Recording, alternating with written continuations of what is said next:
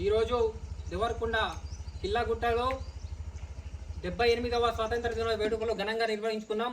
ఈ ప్రాంతంలో చారిత్రక కలిగిన ఈ ప్రాంతంలో ఎందుకు నిర్వహించుకోవడం జరిగిందంటే దీన్ని ప్రభుత్వము ఇనిషియేటివ్గా తీసుకొని దీన్ని శరవేగంగా పర్యాటక కేంద్రంగా తీర్చిదిద్దాలని ఎన్నో రోజుల నుంచి ఎన్నో పోరాటాలు చేస్తూ ఎన్నో ఆర్టికల్ రాస్తున్నా దీని మీద ప్రభుత్వం స్పందించి ఇప్పటికైనా సరే దీన్ని పర్యాటక కేంద్రంగా గుర్తించి ఇది ఆర్కియాలజీ డిపార్ట్మెంట్ నుంచి భారత పురావస్తు శాఖ నుంచి దీన్ని పర్యాటక కేంద్రంగా తీర్చిదిద్దాలని దీన్ని మన ఎమ్మెల్యే గారు చొరవ తీసుకొని ఈ ప్రభుత్వము చొరవ తీసుకొని దీన్ని పర్యాటక కేంద్రంగా తీర్చిదిద్ది దీన్ని 100 కోట్ల నిధులతో దీన్ని భారీ ఎత్తున దీన్ని రెనోవేషన్ చేయాలని దీన్ని పునరుద్ధరించాలని 13-14 శతాబ్ద కాలం నుంచి ఎంతో చారిత్రక కలిగిన ఈ ప్రాంతాన్ని 525 ఎకరాల విస్తీర్ణం గల 7 కొండలతో కలిగిన ఈ ప్రాంతాన్ని అభివృద్ధి చేయాలని ఇది మన తెలంగాణలోనే అతిపెద్ద కొండగా దేవరకొండ కిల్లా ఈ రోజు పూర్ణకుంభం కనిపెట్టిన ప్రాంతంగా ఇక్కడి నుంచే అనేక యుద్ధాలు ఇక్కడి నుంచే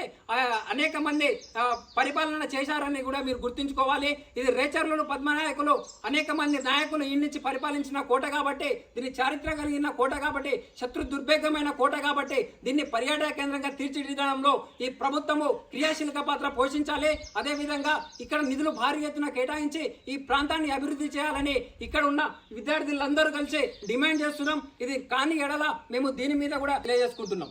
భారత్ మాతాకి జై.